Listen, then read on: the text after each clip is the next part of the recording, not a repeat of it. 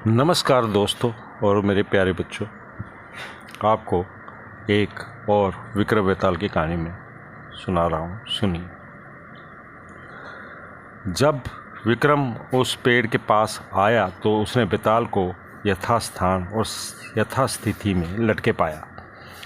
विक्रम ने उसे उतारकर कंधे पर डाला और अपनी राह चल दिया। तुम हठी हो विक्रम में दे, आखिर तुम फिर आ गए मुझे लेने, बेताल बोला। खैर, मैं तुम्हें एक कहानी सुनाता हूँ ताकि तुम थकावट महसूस ना करो। विक्रम खामोश रहा। बेताल ने कहानी सुनानी आरंभ की। यमुना तट के धर्मस्थल नामक एक नगर था।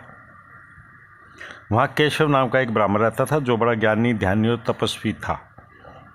उसके परिवार में उसकी पत्नी, पुत्र और एक पुत्री थे।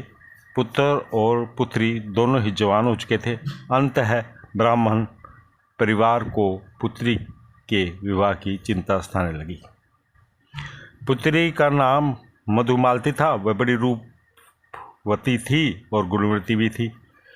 ब्राह्मण केशव, उसकी पत्नी और पुत्र तीनों ही मधुमालती के लिए योग्य वर की तलाश में जुट गए।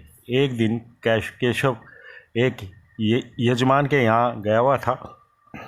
वहाँ एक बड़ा ही रूपवान और गुणी ब्राह्मण युवक भी आया हुआ था। केशव को अपनी पुत्री के योग्य वर लगा। वह उस युवक के पिता से मिलने गया और बातचीत करके उसने अपने बेटी का रिश्ता उसके साथ तय कर दिया। उधर उसकी पत्नी ने भी एक गुणी युवक से अपनी बेटी का रिश्ता तय कर दिया। ईश्वर की करनी देखिए कि उसी दिन उसके भाई ने भी अपनी बहन का रिश्ता तय कर दिया। उसका होने वाला बहनोई उसका मित्र ही था। शाम को जब पूरा परिवार एकत्रित होकर बैठा तो सभी के चेहरे पर तनाव मुक्त और प्रसन्नता से खिले हुए थे। ऐसा लगता था मानो सभी के दिलो दिमाग से एक भारी बोझ उतर गया हो। ब्राह्मण केशव ने सबसे पहले कहा, आज मैं तुम दोनों को एक खुशखबरी सुनाऊंगा। मेरे पास भी आपको सबको सुनाने के लिए खुशखबरी है। केशव की पत्नी भी उत्साहित होकर बोली, माँ, पिताजी, मैं भी आपको आज एक ऐसी खुशखबरी सुनाऊंगा जिसे सुनकर आपकी सारी चिंताएं दूर हो जाएंगी। ब्राह्मण का पुत्र बोला, मैंने अपने एक मित्र के साथ बहन का रिश्ता पक्का कर दिया है। क्या? ब्राह्मण चौंका। एक सुयोग्य युवक के साथ मैंने भी उसका रिश्ता पक्का कर दिया है। और हैरानी में डूबी केशव की पत्नी बोली, मैं भी आपको यही बात बताना चाहती थी कि एक सुयोग्य व गुणी युवक के साथ मैंने भी अपनी मधुमालती का रिश्ता पक्का कर दिया है। संयोग की बात यह थी कि तीनों ने एक ही दिन तय किया था। आखिर विवाह की तिथि आ गई किंतु कोई निर्णय न हो सका। शाम होने पर तीनों भी अपने अपने संबंधियों के साथ उपस्थित हो गए। तीनों ही मधुमालती से विवाह करने का दावा करने लगे। उधर मधुमालती भी उन तीनों युवकों से प्रभावित दिखाई दे रही थी। तभी ना जाने कहाँ से एक भयंकर काला सर्प निकलकर मधुमालती को डसकर गायब हो गया। मधुमालती अगला सांस भी नहीं ले पाई और किस्सा खत्म। चारों ओर हाहाकार मच गया। वे तीनों युवक इस प्रकार विलाप करने लगे मानो उनकी भ्राता मर गई हो। मगर अब रोने पीटने से क्या होना था। अब तो किस्सा ही खत्म हो गया था। मधुमालती का अंतिम संस्कार कर दिया गया। उन तीनों युवकों में से एक का नाम माधव था, दूसरे का वामन और तीसरे का मधुसूदन था। माधव ने मालती की चिंता ठंडी होने के बाद उसकी हड्डियां एक पोटली में बांधकर अपने पास सुरक्षित रख ली और वह वन की ओर चला गया और तपस्या करने लगा। वामन ने मधुमालती की राख एक पोटली में बांध ली और वहीं एक कुटिया बनाकर रहने लगा। मधुसूदन भी साधु का वेश धारण करके निकल पड़ा और भ्रमण करता एक नगर जा पहुंचा। जहां वह एक तांत्रिक के घर ठहर गया। तभी अचानक गुस्से में तांत्रिक ने अपने बच्चे को उठाकर चूल्हे की आग में झोंक दिया। लड़का जलकर मर गया। उस पर उसकी पत्नी रोने चीखने लगी। उसे देखकर मधुसूदन को क्रोध आ गया। आप इस प्रकार क्रोधित न हो महाराज, मेरे पास संजीवनी पोथी है, उसके द्वारा मैं इस बच्चे को भी जीवित कर देता हूँ। तांत्रिक ने कहा।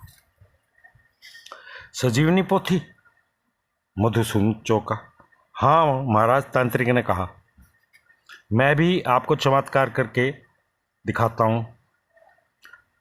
कहकर तांत्रिक भीतर गया और वहाँ से एक पोथी निकाल लाया। फिर उसने बच्चे की राख और हड्डियों को एकत्रित करके मंत्र पढ़े और बच्चे को अभिमंत्रित जल छिड़क कर उसे जीवित कर दिया।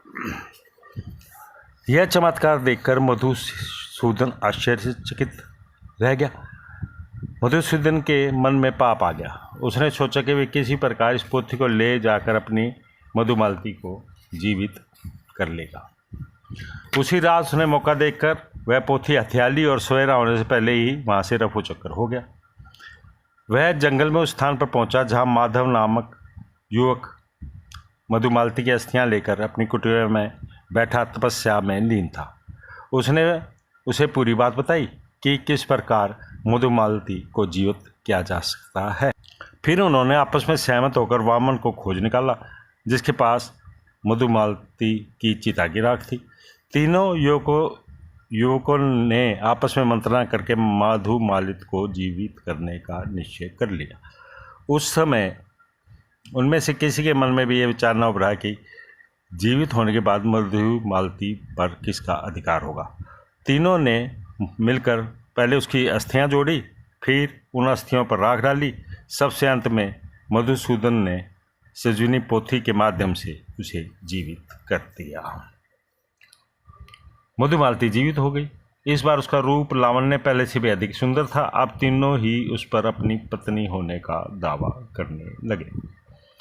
मधुसूदन का तर्क था कि उसने संजीवनी पोथी लाकर उसे जीवित किया है, अतः मालती पर उसका अधिकार है। वामन का कहना था कि यदि वह राख संभाल कर ना रखता तो भला यह कैसे जिंदा हो पाती। माधव का कहना था कि यदि उसके पास उसकी अस्थियां ना होती तो भला मालती को कौन जीवित कर सकता था। इतनी कहानी सुनकर वेताल खामोश हो गया। फिर एक क्षण रुककर उसने विक्रम को संबोधित किया। अब तुम ये बताओ विक्रम कि वास्तव में मालती किसकी पत्नी हुई। विक्रम कुछ देर खामोशी से कुछ सोचता रहा, फिर बोला, मेरे न्याय के अनुसार मालती को वामन की पत्नी होना चाहिए।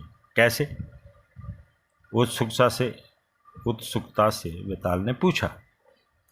सुनो वेताल, इस संसार में रिश्ते नातों को अपनी अलग ही गरिमा है, इसलिए इसका निर्णय करते समय हमें इसका ध्यान अवश्य रखना होगा। प्रत्येक रिश्ते में कोई ना कोई कर्तव्य है। उन तीनों मित्रों ने स्वेच्छा से जो कार्य किया उसके अनुसार इनका मालती से जो रिश्ता बनता है वह इस प्रकार है। मधुसूदन ने क्योंकि उसे जीवन दान दिया था इसलिए वह उसके पिता के तुल्य था। माधव ने उसकी अस्थियों को सजाकर रखा था तो वह बेटे का कर्तव्य होता है, इसलिए वह अपने पुत्र के तुल्य हुआ। वामन ने चूंकि उसकी राख रखी थी और यह पति का कर्तव्य माना जाता है, इसलिए मालती वामन की पत्नी हुई। हा। विक्रम की बात समाप्त होते ही वेताल ने जोरदार अट्टहास लगाया। तुमने बिल्कुल ठीक न्याय दिया विक्रम, किंतु मेरे मना करने के बावजूद भी तुम बोल पड़े, इसलिए मैं चला। अट्टहास करता वेताल विक्रम के कंधे से उठकर विपरीत दिशा में उड़ चला। राजा विक्रमादित्य तेजी से उसके पीछे लपका। नमस्कार।